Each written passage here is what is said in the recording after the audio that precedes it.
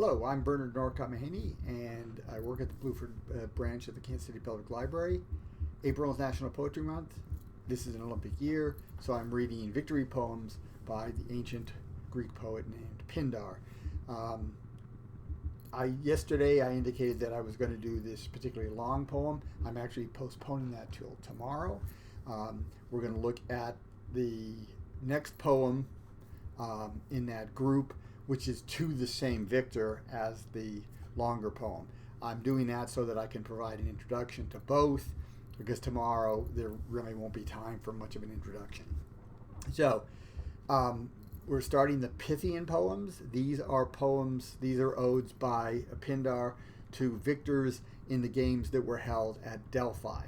The priestess at Delphi was called the Pytho, and Apollo is called Pythian Apollo in his connection with Delphi, which was a place where Greeks went to have their future sort of predicted by the oracle at Delphi.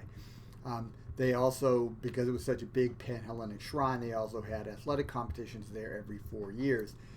These were probably the number 2 athletic competitions after the Olympics. So the Olympics, then the Pythians, then the Nemean and Isthmian Games come after that.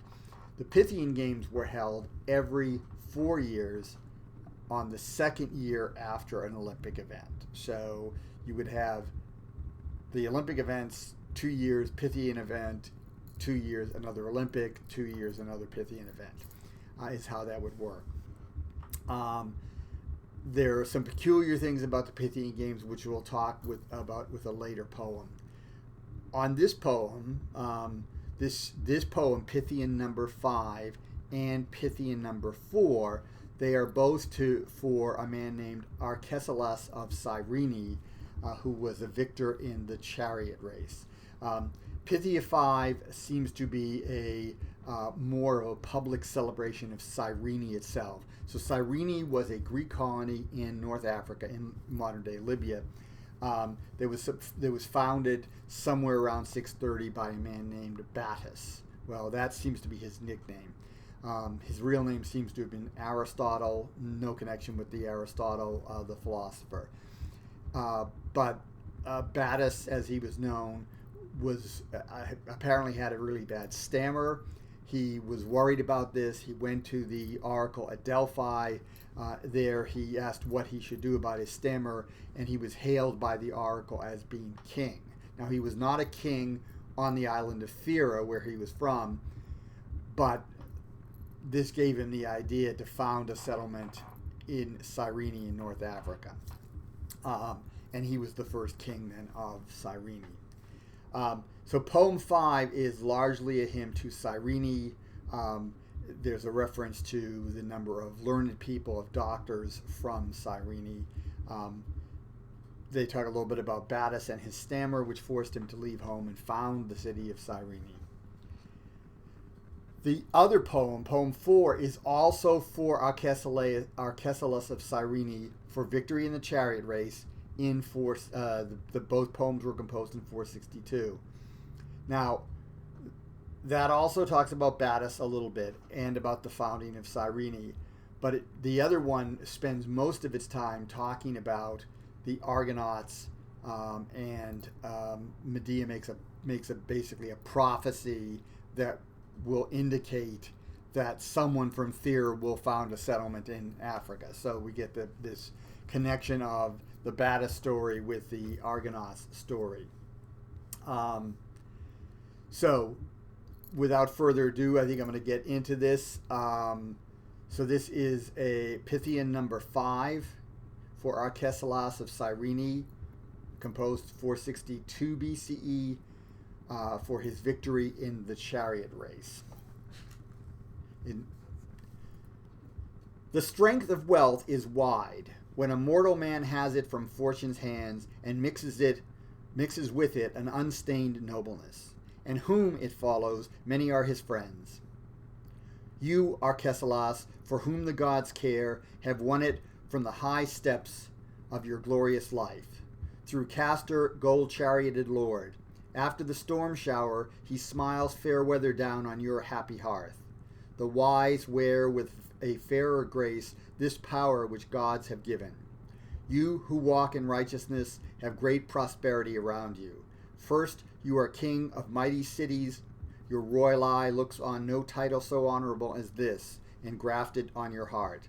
And today, too, you are happy. Your horses have won your prayer at the feast of glorious Pytho, and you have received this visit, a triumph of men, the light of Apollo's eyes. Forget not, while you are sung of in Aphrodite's sweet garden at Cyrene, to set a god as the cause over all things, and to love Carotis, the best of your companions. He did not come bringing excuse, the daughter of late wise afterthought, to the halls where Battus' son of right bare rule. No, but he proved your chariot the best, while a guest by the water of Castalia, and set the prize on your hair. His reins untangled where swift feet go, 12 times round the holy field. He broke nothing of his strong harnessed car. It is hung on high. All that cunning handiwork that he took with him past the Crisian hill into the level field, the glade of the god. The cypress chamber keeps it hard by that image which the Cretan bowmen set in a shrine on Parnassus, a tree trunk uprooted whole. With glad heart then you may meet him who has done you so fine service. On you, son of Alexibius, is the light of the lovely-haired Graces. Happy, for if your labor was great, in noblest words is your memorial. Among 40 drivers who fell, you brought your chariot whole with unflinching heart.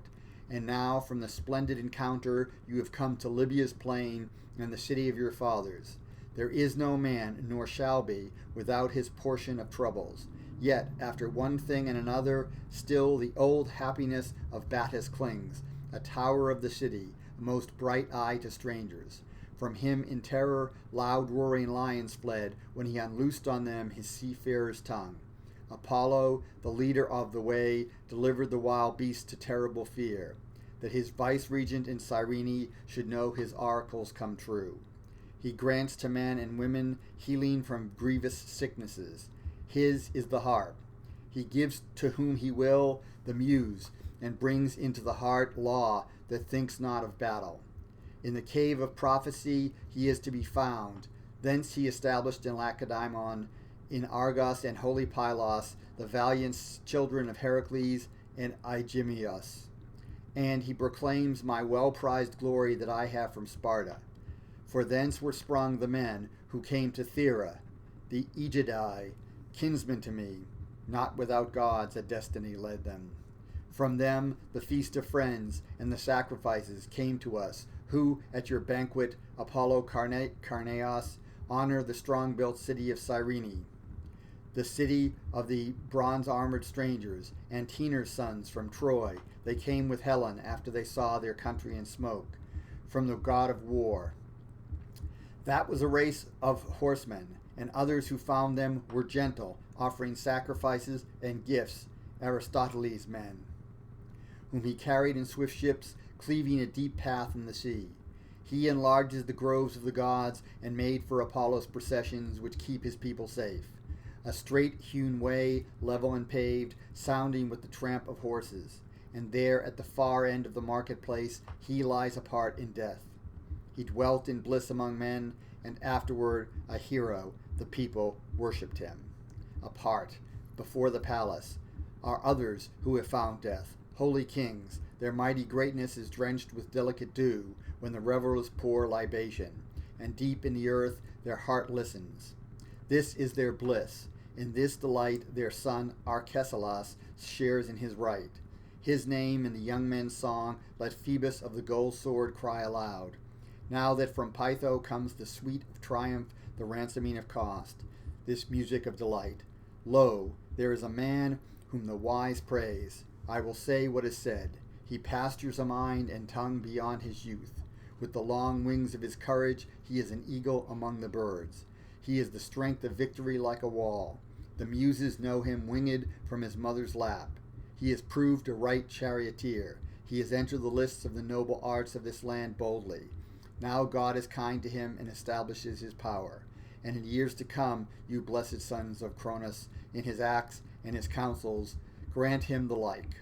Let no stormy wind of autumn overwhelm his days. The great mind of Zeus is pilot of the doom of men whom he loves.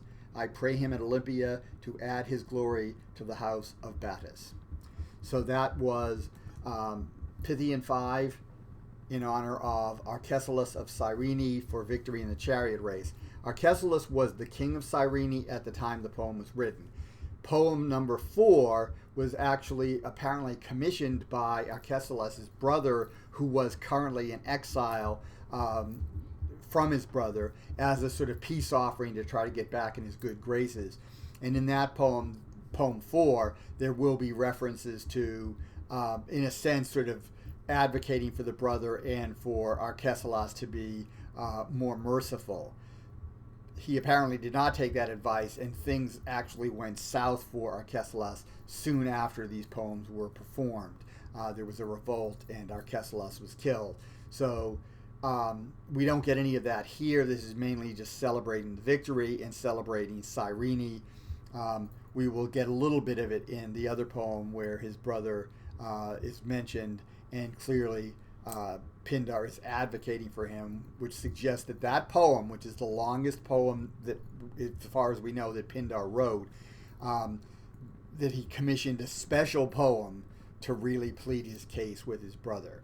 That did not work, and things went bad, but we'll see more about that tomorrow. There will be next to no introduction tomorrow. We'll go straight into the poem. So, see you tomorrow for Pythian 4.